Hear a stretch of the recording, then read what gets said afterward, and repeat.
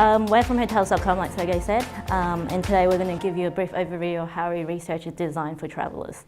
So I'm Enrica, I'm a Senior Manager of Product Design, and I look after a couple of different teams that's currently working on our responsive website.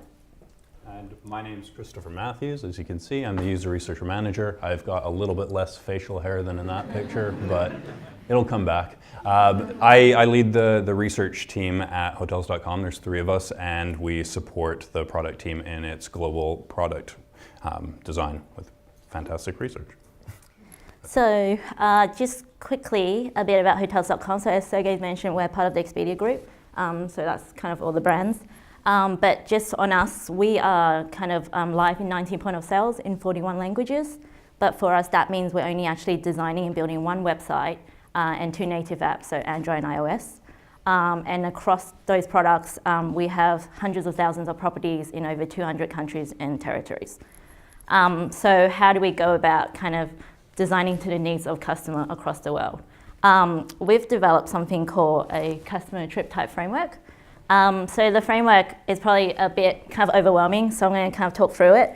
But we don't use traditional personas because for us, one person can be traveling by themselves or can be traveling with their partner or traveling with their family, and this can all happen, in 6 months, or it can happen in a year. So that's why we've kind of got this framework.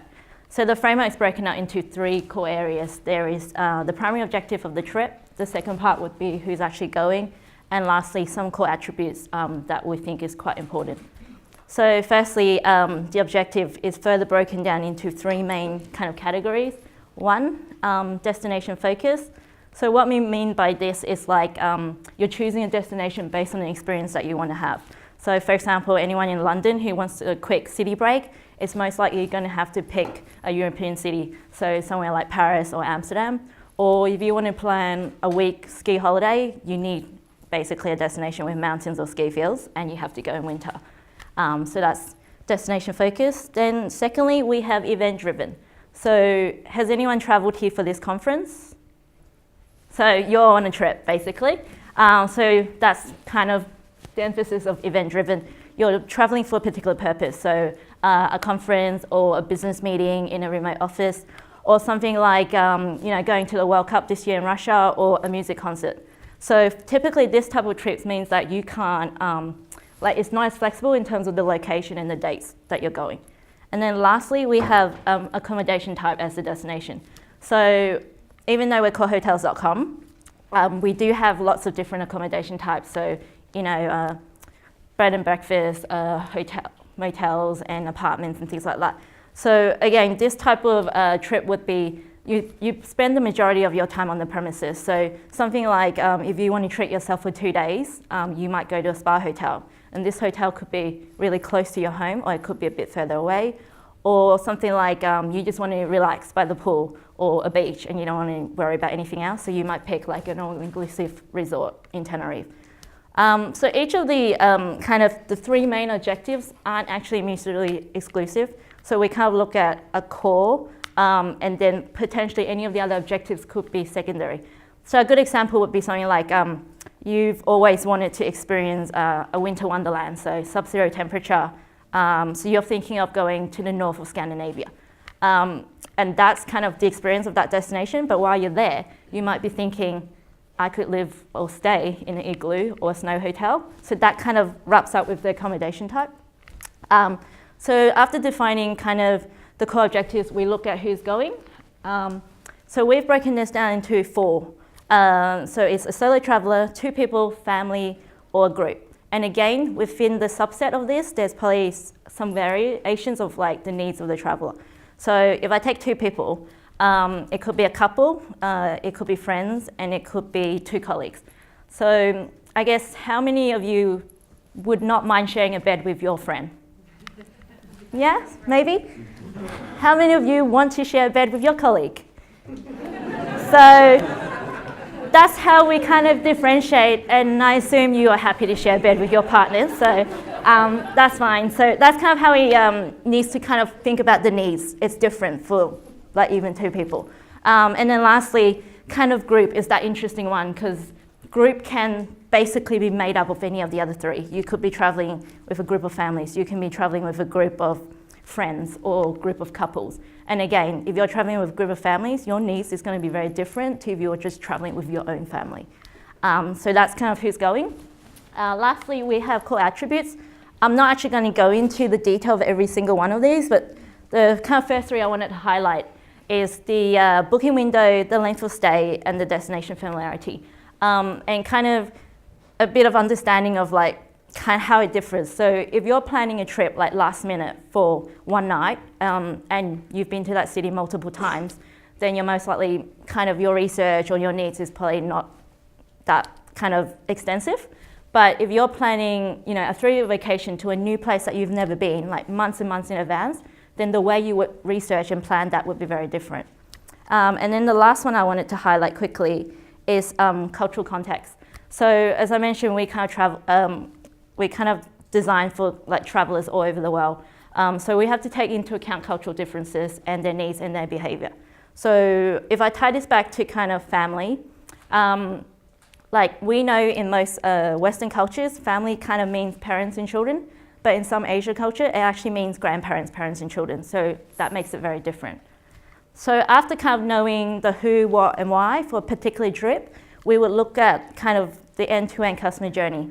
So this is an example of our base journey map. So it's, I would say it's not very detailed, but I think for anyone who hasn't seen it, it might look a bit kind of confusing. And actually it is, because that is what a traveler's planning stage is. It can be quite confusing. So we look at everything from pre-trip to in-trip to post-trip. And the reason we do that, even though we are accommodation booking and it focuses primarily on pre-planning stage, it's important for us to look beyond that so we can help like design and define better experiences for our customers and look at opportunities to help them further. So we would typically kind of use this kind of base map when we first do workshops or have discussions, and we will layer on top information for various trip types. So example would be kind of key decision points. When does a customer decide that they want to shop with us? When does a customer actually figure out that they've decided on a hotel and the room that they want? Then we also look at kind of the tools that they're doing the tools they're using as they're looking through different activities. So one would be, as I'm browsing multiple properties and I'm shortlisting them, what am I using? Am I kind of emailing links to myself? Am I bookmarking? Or am I using some kind of favoriting tool? Other things we will look at is kind of pain points and delighters. So even though like travel and holidays are really exciting, there's probably a part of it that can be quite painful. So pain points would be something like you're looking at multiple properties and everyone you look at, the details is really lacking. You're not finding any information that you want, or the photos are terrible. Not because the hotel is also terrible, but like it's just not very detailed, things like that. And then something on trip that is probably the worst thing that could ever happen is if you turn up at the hotel and the hotel doesn't actually have your booking, or they're overbooked. So that can happen. But on the flip side, there's also delighters. So we look at things that excite you. So for example, when you finally booked and you're excited and ready to go, or the relief that you've just done it, or like if you've got a really great deal. Then we also kind of look at in-trip. So the best kind of delight that you can ever get is when you go to a hotel and they give you a free room upgrade. I mean, who doesn't want kind of a room overview? So this is kind of all the things that we look at. And as we kind of do this, so I've just kind of given you a quick glimpse, but there's like so much more detail when it comes to trip planning, going on trip, and then even returning from a trip.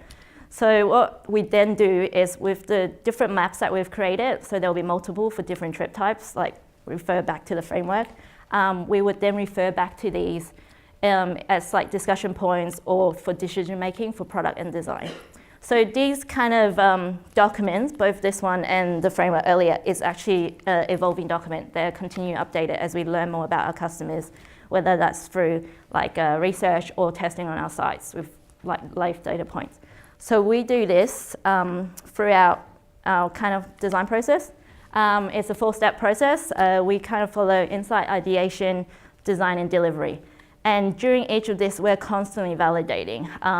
So the more we learn, the more insights we get, the more we then feed that back in. So as we do that over time, we've kind of grown like kind of our understanding of our customers and of travelers around the world. Like we wouldn't have been able to kind of produce any of those things if we haven't done research in the beginning. So I'm going to hand over to Chris, and he's going to talk about a bit more of the different methods that we actually do in these phases.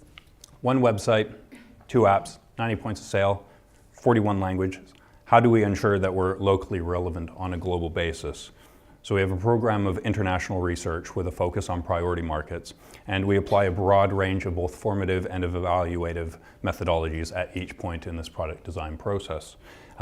We gain insight into the customer, how our products work for them, and the opportunities for improvement and innovation. And I'd like to share some of the research that we've recently conducted in one of these markets, Japan.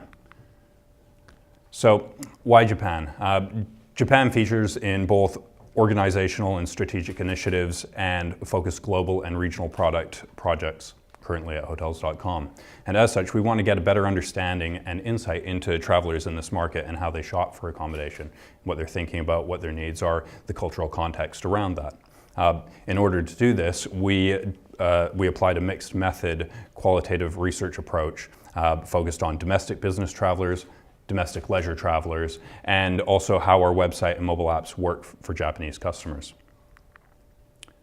So, first of all, we start with objectives, of course. I mean, we've heard about this in other talks today. We focus our research on objectives, trying to understand key questions, and that's what guides the research. So, our first study was aimed at understanding Japanese domestic business travelers. We wanted to understand how they think about travel, how they plan it, how they shop for domestic business travel. We wanted to understand why they travel for business. We wanted to understand how they research and shop for accommodation, if and when they extend travel for leisure travel, and what the major frustrations and challenges are when they're booking accommodation for these trips. We also wanted to see how they interacted with the prototype. So, thinking about different ways in which we can explore navigational paths so that we can further improve our product so that they can get to what they need quicker in the journey. And for this research, we conducted an in-country lab study. We went to Japan. We did in-depth interviews and moderated user testing. And the reason why we chose this method was because it gives our global and regional teams access to customers, which they don't always do. I mean, we do a lot of research in London. We've got, monthly studies in our own lab, which is fantastic. And, our local team, they're always getting access to these customers, but our regional teams don't always get the same opportunity. So we also get the ability to focus on specific problems and behaviors in real time, and to be able to actually have a discourse as we're going through the research with the local team to get a sense of what's important here. It enables us to highlight these regional customer needs and opportunities and facilitate a conversation with customers about specific travel behavior. Recruitment's really important throughout our research process. So, we're looking to bring in people that are actually planning travel, that have traveled recently. It's important in a study like this, where we're having in-depth interviews around their experience of travel, that they've recently traveled, so that they can talk about those experiences and they've got a clear memory of what they've done, what they've used, what worked, what didn't work, that sort of thing. It's also important for us to recruit people that actually are upcoming travelers. So, they're planning a trip.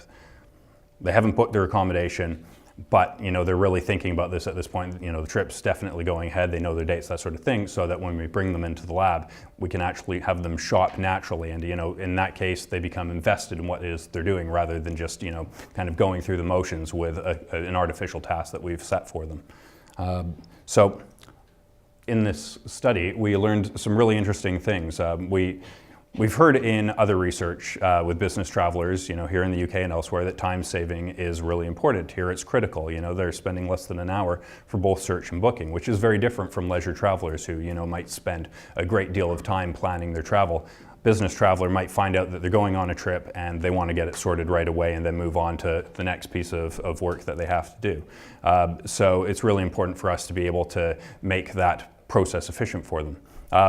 We have heard that complexity can be a really good thing. So, if it saves them time, they're happy to do a little bit of kind of extra work up front, like being able to filter their search ahead of, actually getting to the property results, so that they, they're narrowing down in the funnel much quicker.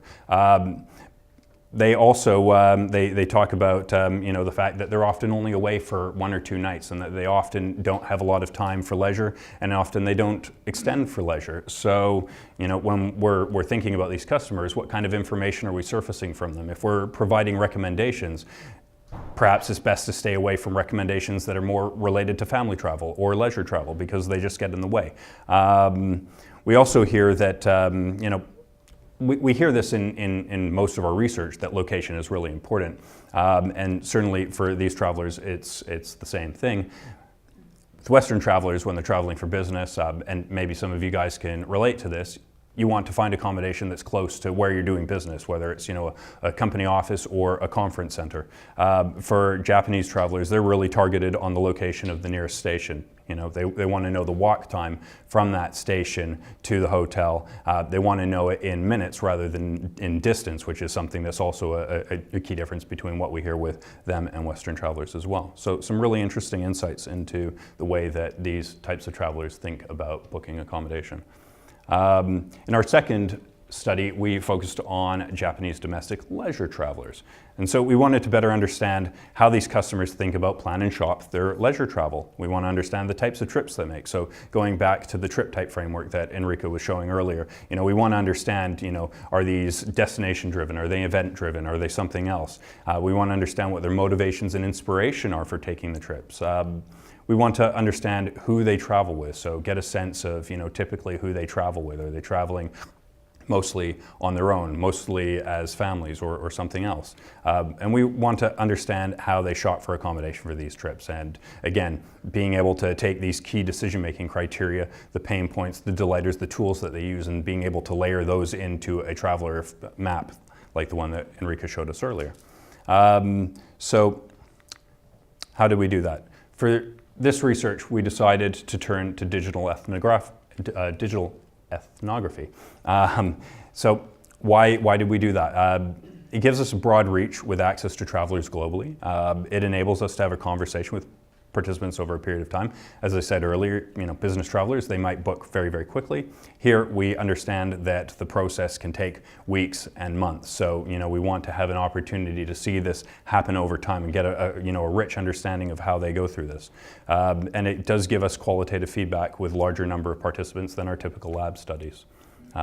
So over 2 weeks, participants shared with us through discussions, images, and video their previous experiences of traveling domestically, the reasons for taking the trip that they're planning, and also how they searched, selected, and booked their accommodation for this trip as they went through this study. So we got a really good sense of, what they were thinking about before, what they're thinking about as they're actually starting to go through this process, and actually any kind of pain points as they get through to booking this, which is great.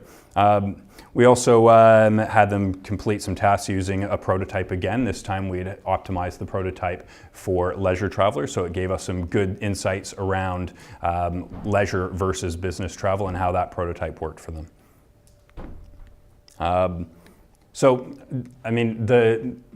The information that we got from these participants was absolutely amazing.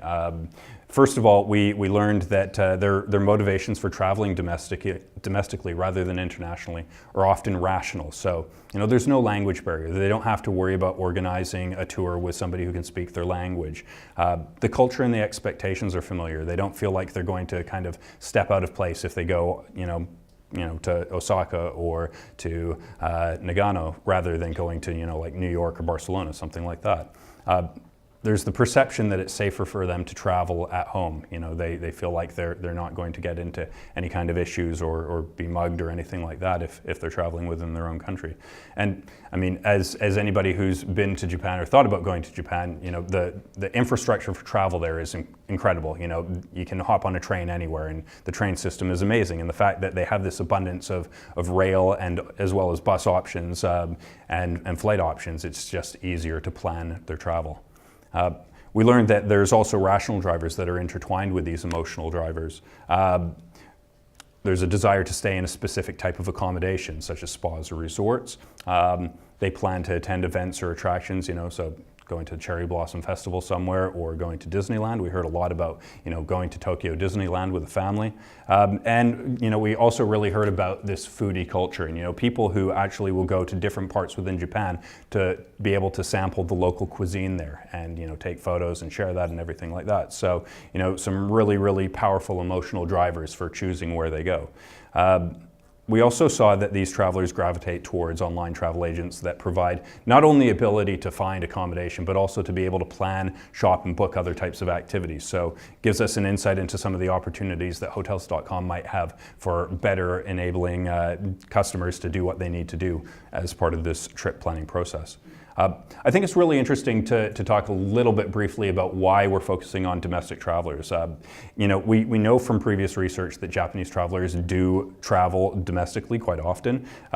We've heard that they often have a lower level of comfort traveling abroad, and travel shopping and travel behavior, it changes over time. So trying to get a sense of, not only what they're thinking about domestically, but also possibly getting some insight into what might change for them so that they're then able to feel more comfortable about traveling internationally is very important to us as well.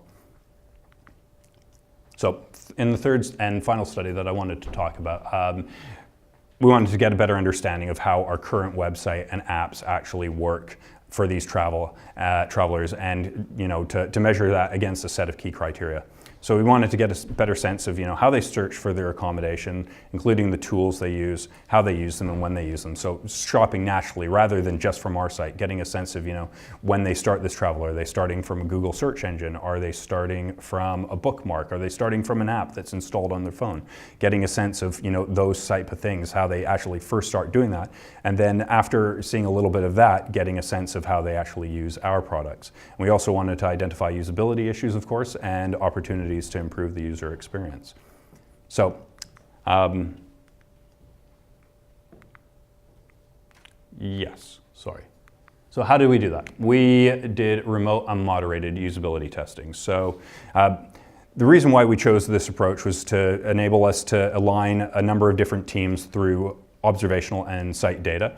We wanted our team to understand how travelers use the site and where the issues lie, and to be able to highlight regional and customer needs and opportunities.